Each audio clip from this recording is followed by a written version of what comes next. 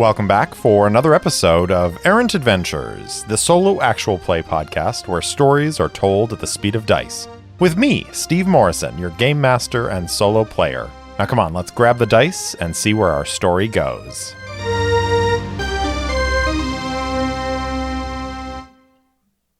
Welcome back for Chapter 22 of Book 1, Meridian. Last time, Sejana has the mining foreman / suspected smuggler Ragnar bound in his quarters. She takes on the persona of a broker looking to have crates smuggled from the starport. Convincing Ragnar who she is and what she wants, she uses her technomantic powers to pull coordinates for his safe house from his brain. She flies her fighter in a search pattern over those coordinates and finds a hidden base in the ocean. Donning her combat armor, she drops into the ocean and swims down, bypassing the airlock and entering the warehouse. A full sweep reveals the building is unoccupied at the moment, and Sejana easily finds the stolen crates. Returning to the starport, she delivers them to K. Murad and receives payment.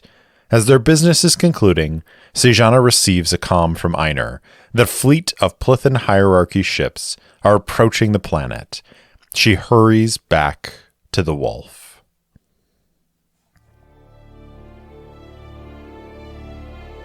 Aboard the Blessings of the Ancients, Advocate Saral watches the last surviving ships of the Creusian Defense Force flee back towards their homeworld, with the self-satisfaction of a man who knows that the strength of the gods is with him.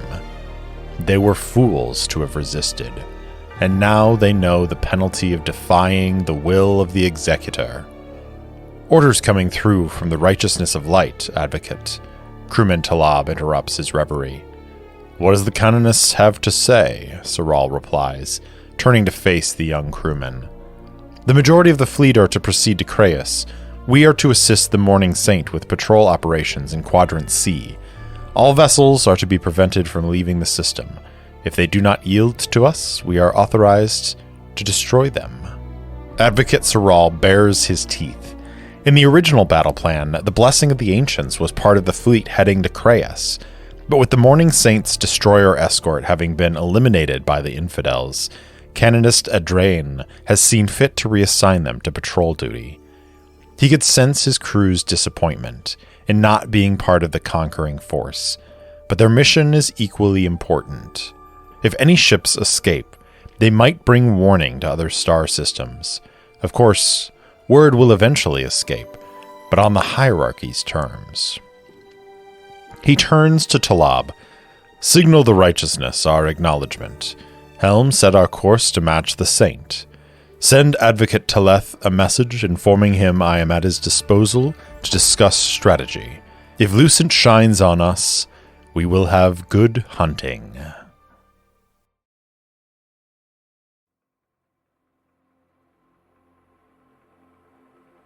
Sejana is the first to make it back to the ship from across the starport. Ayati and Ludin are only 20 minutes behind, but when they walk onto the bridge, Sejana and Einar are walking through the final checks for launch. What's going on? Ayati asks. People are running and panicking out there, saying something about the Plith coming to kill us all? Time for another opposed roll. Ludin with his deception of 2. Oof, only a 6. Sejana has a 3 in recon. 8. At the mention of the hierarchy, Ludin starts and looks up to the sky as if he'd be able to see the ships. It's only for a heartbeat, but Sejana catches the entire moment out of the corner of her eye. Einar says, There's a hierarchy fleet in system. The Creusian Defense Force intercepted them and, well, got their asses handed to them. The government is trying to maintain calm, but all the ships that can leave are preparing to, including us. I've already put in for launch permission. The bureaucracy is, of course, dragging their feet, but they're getting badgered by enough captains that I think they'll start letting us loose soon. He takes a breath. Get to your stations. As soon as we have clearance, we're launching. First Sembria, now Creus. Sejana shakes her head, keeping a surreptitious eye on Ludin. The hierarchy is pushing their expansion. The Grand Duke will have to respond. Einar nods. And I'm not sticking around to have my ship impounded and turned over to the Paladasts. You know I love the wolf, but they wouldn't give it to Paladasts. It might be used to transport hieromonks, but certainly not Paladasts. Ayati shakes her head. Who cares who get the ship? The hierarchy bombarded Sembria when they didn't immediately bow the knee. We may not be faster than their fleet, but I'd rather be in the air when I die than stuck on a docking platform. We're not gonna die, Einar and Sejana say simultaneously. They look at each other and there's a flicker of a smile shared between them. Ayati raises her hands. All right, I flew the Regule once. I should be able to handle outmaneuvering some plith. It won't come to that, Einar says. We'll go out and around to the conduit if we have to. Assuming they didn't leave ships behind to prevent anyone from leaving via the conduit, Sejana says. The captain glares at her. I thought you were on my side. I am, just presenting all the possibilities. I didn't hear you mentioning a Cassadan fleet jumping in to save us, Einar grunts. Right, Sejana says, her lips creasing into a sardonic smile. Only the possibilities. Einar shakes his head and says, I'm sure we'll have clearance soon. Let's get ready to launch. Ayati, prep the jump coordinates out of here. With that, he stands and grabs Luden. Come on. When preparing for departure, an engineer's tasks are never done. I'll show you what needs to be completed. The two of them leave the bridge as Ayati slides into the pilot's seat. She glances over at Sejana and says, What do you think the odds are they left ships at the conduit entrance? Sejana's face is grim as she looks down at the screen in front of her. The pilot can see that she's preparing the Harrower for its own launch once they're outside the starport dome. Ayati nods. That's what I was afraid of.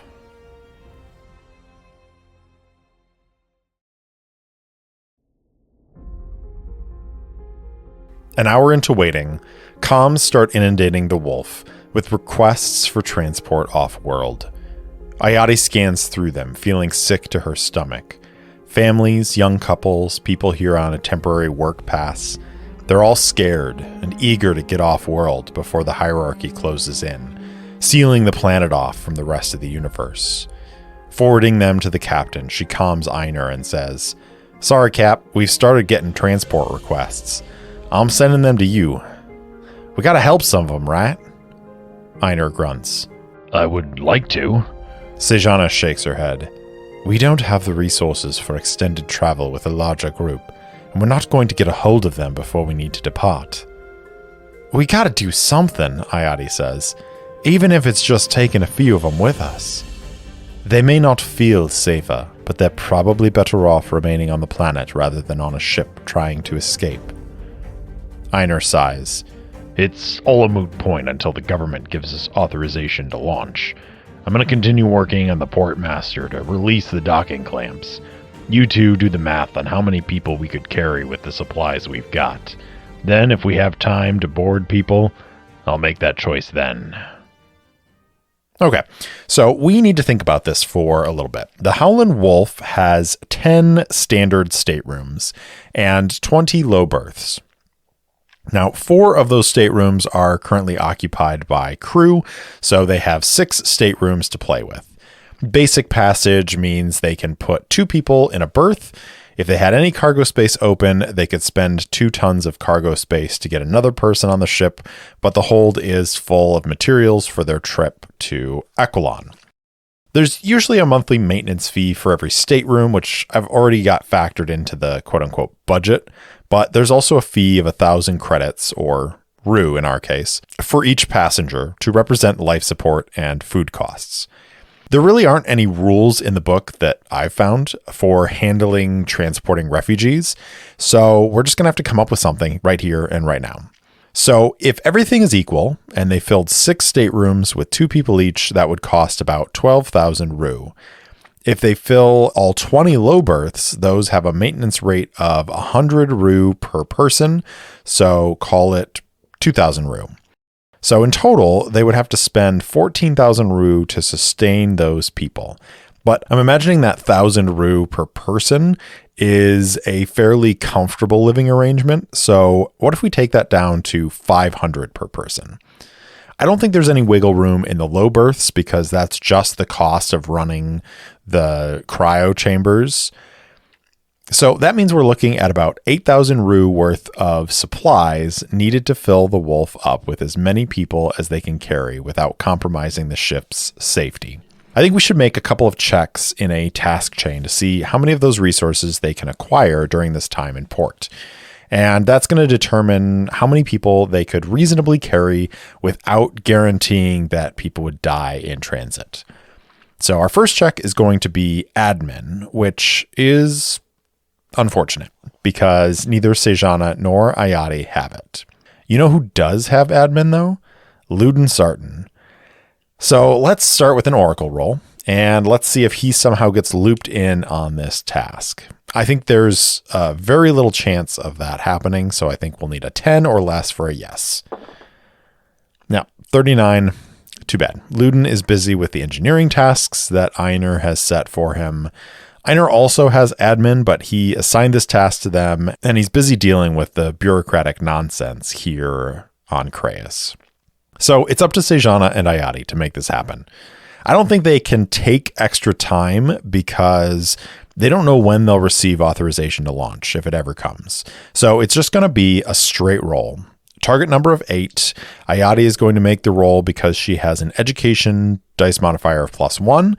And since she isn't trained in admin at all, this will be a cumulative -2 to the roll. She needs 10 on the dice to succeed.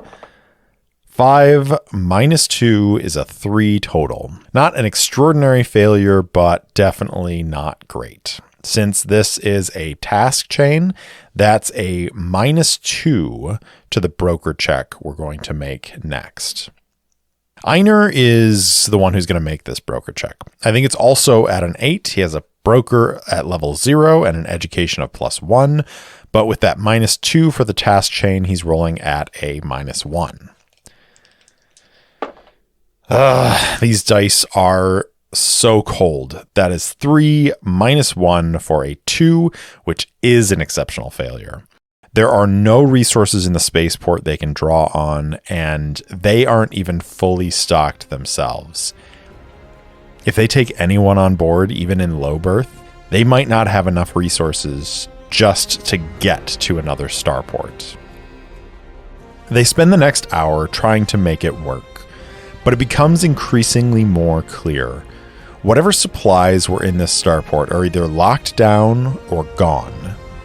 Eventually, Sejana shuts off the comm, and Ayati buries her face in her hands, tears spilling out between her fingers.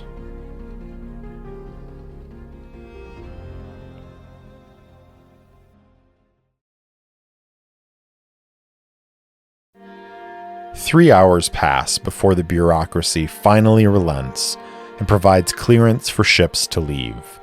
Einar suspects they might have continued resisting, but it was becoming more and more clear that the ship captains wouldn't wait much longer.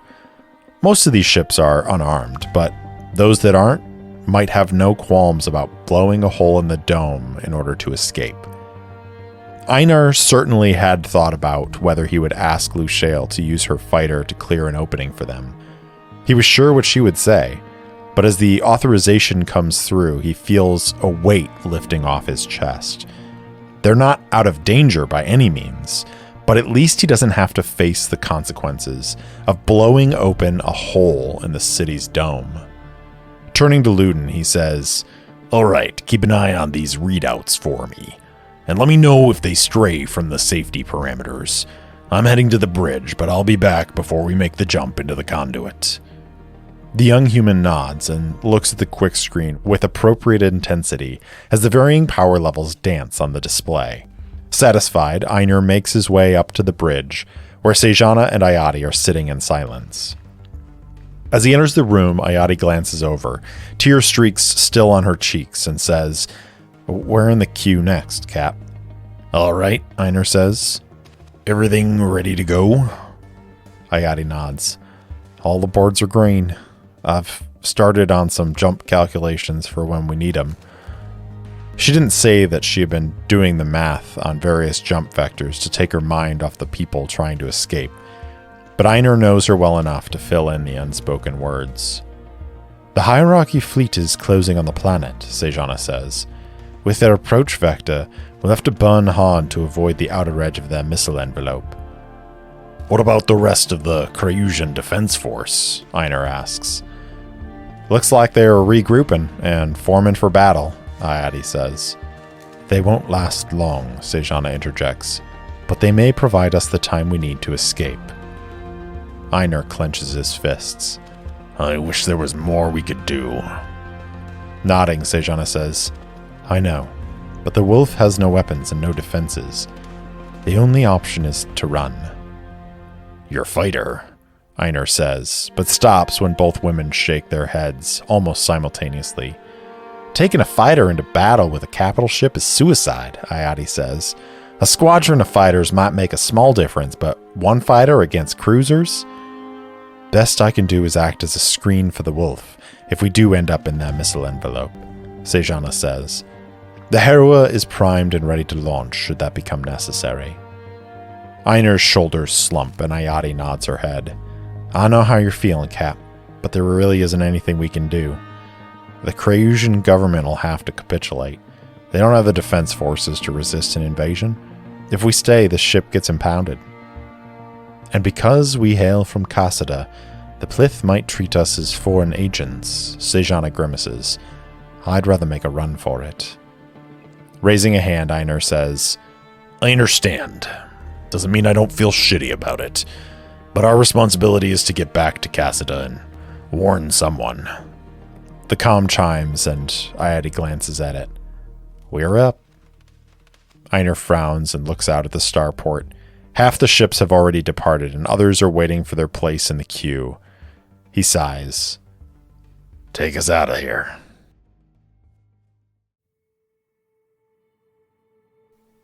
The Howlin Wolf arcs away from the domed city of Creus as Ayadi spools up the astrodrive, pushing the ship as hard as she dares. It takes a few minutes before they breach the atmosphere, and then they're out in the deep once more. The ship is already on a trajectory away from the planet and the incoming fleet. On the scanners, Ayadi can see the Creusian Defense Force preparing for a final stand. She tries not to think about those scared people in the domes, who are waiting to find out if the hierarchy will be merciful or not. The tears return, but she blinks them away. They can't help those people, but the others on this ship are depending on her. The hierarchy fleet is coming in slowly, methodically, Sejana says. That's good for us. Hopefully it means they aren't worried about stopping ships from getting out of system. We shall see, but we'll still be just inside their missile envelope at this rate of acceleration. She opens the comm to engineering. Einar, can you give us a little more power? With a boost, we may be able to get out of range in time. Over the comm, Einar grunts in response. All right, let's go ahead and roll some checks. Einar is going to roll an engineering check to overload the astrodrive, pushing them to a higher acceleration. Normally, this is more of a combat maneuver, but I'm going to allow it here because they are trying to escape combat. Einar has a 2 in engineering M drive, so he's going to roll against a target number of 10. Dark Star. That's a total of 14. We'll make this a task chain with Ayadi's pilot roll to see if she can keep the ship outside the missile range with this extra power. I'm going to call that a target number of 8. Her pilot spacecraft is a +3 with a +2 for the task chain. 12 total is a success with 4 effect, which is fantastic. But they aren't necessarily out of the woods yet. We know there are hierarchy ships on patrol around the system to prevent ships from slipping away. The hierarchy ships know what they're about, so I don't think there's a way away from the planet without crossing one of those patrols. But I think we can roll to see how soon they'd intercept that patrol, and if there's a spot they can run for it. I'm going to go ahead and roll 2D, and the higher the number, the better position the wolf is when they encounter one of those patrols. Because we got 4 effect, I'm going to give a +2 to the roll. 11 plus 2 is a 13. I switched dice after that little cold streak, and it is really showing. Knowing that the wolf will be in a good position when it encounters the hierarchy patrol is a relief. But let's get back to the narrative and see how it plays out. The astrodrive spools up, running hot, and Ayati pushes the wolf hard. Sejana is watching the sensor panel, and after a few moments, exhales.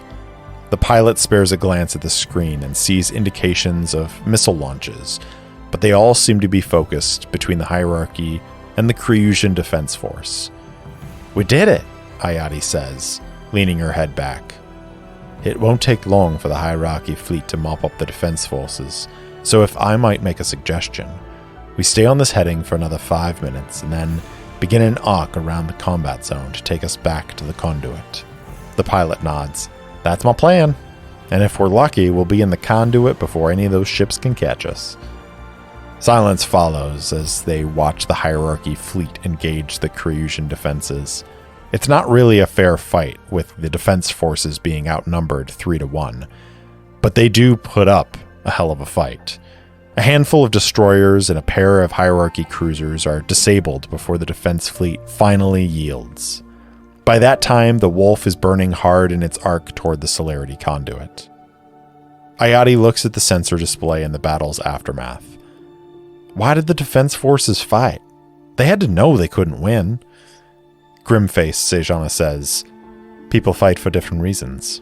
Pride, loyalty, hope. It's hard to say in this case. The hierarchy has a mixed reputation when annexing systems, so the Creusian government may have decided it was best to try and win, despite the overwhelming odds. A better tactician might argue for the fleet to pull back and harry the hierarchy ships, but that would mean surrendering the planet without contest." She shakes her head. "I commend them for trying. It gives us cover to make a run for it." "Yeah, I suppose we should be thankful for that," Ayati says.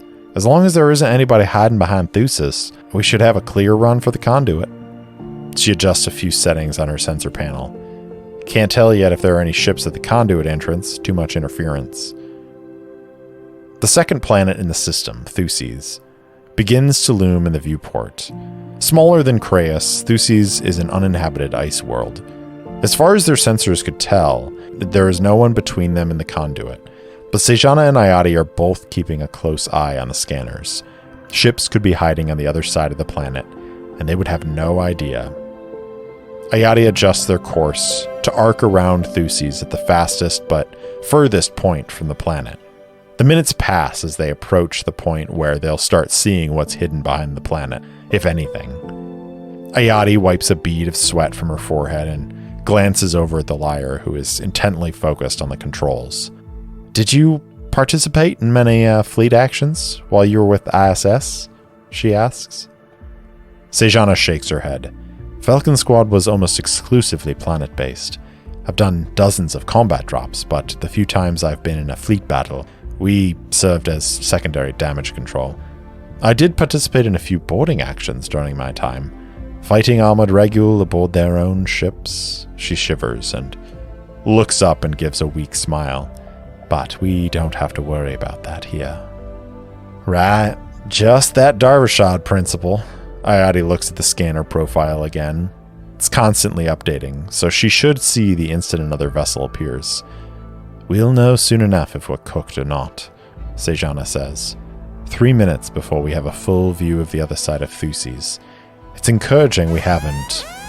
An alarm sounds. Ayati's heart drops. "Well, fuck. Contact." Sejana reads off the scanner data. It's a hierarchy destroyer. They're moving away from us at 3/4 military power, but they've likely seen us at the same time we've seen them. "Better get up here, Cap," Ayati says into the comm. They're changing course, Sejana says. Within 2 minutes, Einar huffs onto the bridge. What's going on? Ayati explains the situation. They've started decelerating for a flip and burn to come after us, but they were headed away from us, so that'll buy us some time. Enough? Einar asks. Ayati shakes her head. Nah, they've got a higher acceleration than we do. They'll overtake us before we get to the conduit. Einar leans against one of the stations. So the question is, how desperately do they want to stop us? We'll be within the maximum missile range in 50 minutes, Sejana says. And we'll be dead about 2 minutes after that if they shoot right away, factoring in time to target, Ayati replies. Titan's asshole. Einar clenches his fist. What about Thuses? Could we use it to hide? Sejana shakes her head. They have the resources to wait in orbit for us to run out of supplies. If they're making such an effort to keep ships from escaping, I doubt they'll just let us hide on Thuses until it's safe to come out. Einar grunts. These bastards are tenacious. Our only option is to surrender and hope they let merchants go. Not that there's much hope of that either. Well, there is another option, Ayati says, looking down at her controls. I'll take anything, Einar replies. When I was at the academy, my astrogation professor taught us about the history of jump travel. Well, before they discovered the openings into the conduit, ships had to tear through the barrier between real space and jump space. It required a lot of power and precise calculations, but it can still be done. We just usually don't because it's so much safer and easier to use the jump points. Ayati glances at Sejana before looking at Einar. I've been playing with calculations to pass the time, just in case. I think I can do it. Einar is silent for a moment, absorbing the idea. It goes against everything he knows about traveling in the celerity conduit. But he understands the theory behind it, and Ayati seems confident. Looking to Sejana, he says, Thoughts? The liar shrugs. I know how to fly a ship, but I'm no astrogator. I trust Ayati. Looking back at his pilot, he nods. What are the risks? Ayati says, we might burn out the drive in the attempt and be dead in space. We might misjump and end up somewhere unexpected. Or we might explode. She takes a deep breath. Obviously, the first option leaves us right where we are, and the last option is not preferable, but if we misjump, we won't be right here anymore. We could be parsecs away or on the other side of the system. There's also a chance it'll work. A good chance? Ayati struggles for a minute. A chance? I'm not even sure I can give you odds on it working, but ships used to travel this way before the conduit was discovered. I can do it. I don't really want to end up in a Plith work camp. Einar sighs and says, Let's do it. Ayati exhales. All right, I'll get started on the calculations. The crew of the Howlin Wolf are about to try something incredibly dangerous. So let's roll some dice and see how it goes for them. We've done astrogation and jump drive checks before, but those have always been in positive conditions. The normal astrogation check is easy, a 4+ check. But I think because this is more challenging, we're going to set the target number at 8. It also takes 1d times 10 minutes to do so, which is going to be very important. I think we should roll to see how many minutes before the wolf is within missile range. Because of the earlier roll that the wolf is in good position, I'm going to roll 2d times 10 minutes for missile range. 5 for 50 minutes. Oof, that does not leave a lot of margin for error. Okay, so 1d for how long the astrogation is going to take. Oh, yes, 1. That is going to be 10 minutes. Ayati's preparation pays off. All right, we're only traveling 1 parsec, so that's a -1 DM, which negates Ayati's +1 for her skill.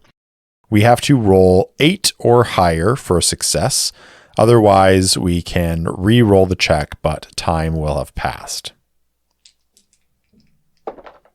5. That's not good enough. 40 minutes until missile range. rolling on the time for another calculation. A 2, 20 minutes. Cutting it close. Rolling astrogation again. 7. It's another failure. 20 minutes to missile range. She can try one more time, and if there isn't a success on this one, the crew is going to have to make some hard decisions. 4 on the die, which means it would take 40 minutes to calculate the jump a third time. That's going to put them outside of that time window by 20 minutes. We're running out of time, Einar says, eyes locked on the missile range countdown. I know, goddammit, Ayati mutters. I think I've got it, but I just want to double check. Take your time, Sejana says, giving Einar a stern look. He points at the display. 4 minutes to maximum missile range. They don't have any reason to fire a missile at us until we refuse to heave to. She stands. I'll wait aboard the Heroa. If they do launch, I may be able to act as point defense and surprise them, giving you a few extra minutes. Einar opens his mouth to speak, but she shakes her head. She knows exactly what he is going to say, and while she appreciates the sentiment, if the Wolf has a chance to jump and the Harrower is detached, they have to take it. She might be able to outmaneuver and escape aboard her fighter. She pauses and squeezes Ayati's shoulder as the pilot furiously checks and rechecks her math. Nodding to Einar, she hurries down to the airlock and crosses into the Harrower, strapping herself in and powering it up to detach at a second's notice. Then she waits. On the bridge, the comm chimes. Ayati looks up, but Einar says, "Keep working." Then he activates the comm. "This is Captain Einar Stargleam of the Howlin Wolf. We are unarmed, peaceful merchants. We have no quarrel with the hierarchy and would appreciate assurances that we may depart this system in peace." Captain Stargleam, this is the blessing of the ancients.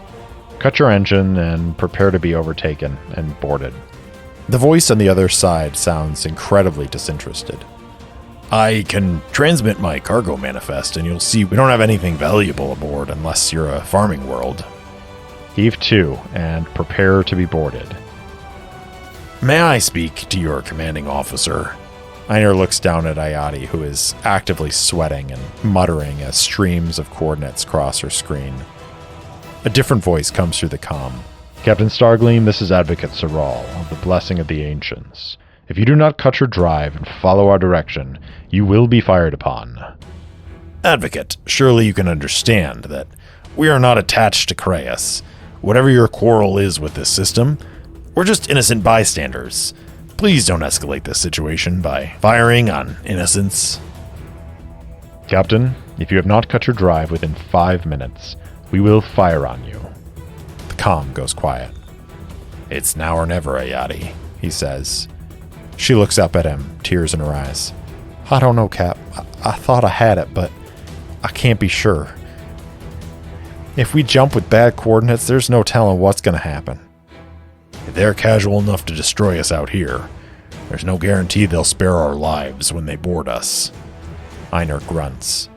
"Do you think those coordinates are close enough?" "Yeah," Ayati says. Einar opens a comm to the whole crew. "We're going to attempt an emergency jump. Everyone strap in and prepare yourselves. Luden, I'll handle the jump drive." He squeezes Ayati's other shoulder. "Good work, kid. You've given us a chance." All right, this is what it all comes down to. I'm going to let that failed astrogation check of 7 stand because it's a near miss, and as a task chain, it will present a -1 DM to Einar's jump check. The other big question is, are we outside of the 100 diameter limit? For these purposes, I think Thuses has a diameter of 4,800 kilometers. It's much smaller than Creus. So 4,800 times 100 is 480,000 kilometers. I'm playing a little squiggly with ship speeds here. This is more space opera than hard sci-fi, so I'm going to ask the Oracle. I think it's a likely. They are based on the amount of time they've been traveling away from Thuses. So 75 or less is going to be a yes. Oh no! 76. The dice really don't want this crew to leave the Oragota system. I suppose they were traveling parallel to Thuses for a part of that, so it does make sense that they're not quite out of the 100 diameter limit. So because the Wolf is still within that limit of the gravity well, there's an additional -4 dice modifier. So we're at a total of -5 DM with the other penalty. Final detail to sort out. According to the jump drive rules, it takes 1d times 10 minutes to activate. So let's roll and see. 2, that's 20 minutes. If they cut their engines, will the other ship be able to close within 20 minutes? Given the thrust difference between the two ships, I think it's likely. So let's ask the Oracle again. 75 or less. 80. What is happening here? So that's a no. No, they can't. Okay, so if they cut thrust, which is what the destroyer ordered them to do, they can get the jump drive ready. I think it'll only be in the last moments where the drive ramps up that the destroyer will know what they're trying to do. So this could still work. Einar has a +2 in the J drive skill. So he's at a -3 cumulative penalty on this roll. Firing the jump drive requires an easy check, so he has to beat 4. But with his -3 cumulative penalty, Einar has to hit a 7 to succeed. And if he fails, it's a misjump. Depending on how much he fails by, if he does fail, will determine how bad the misjump is. All right, let's roll the dice and find out.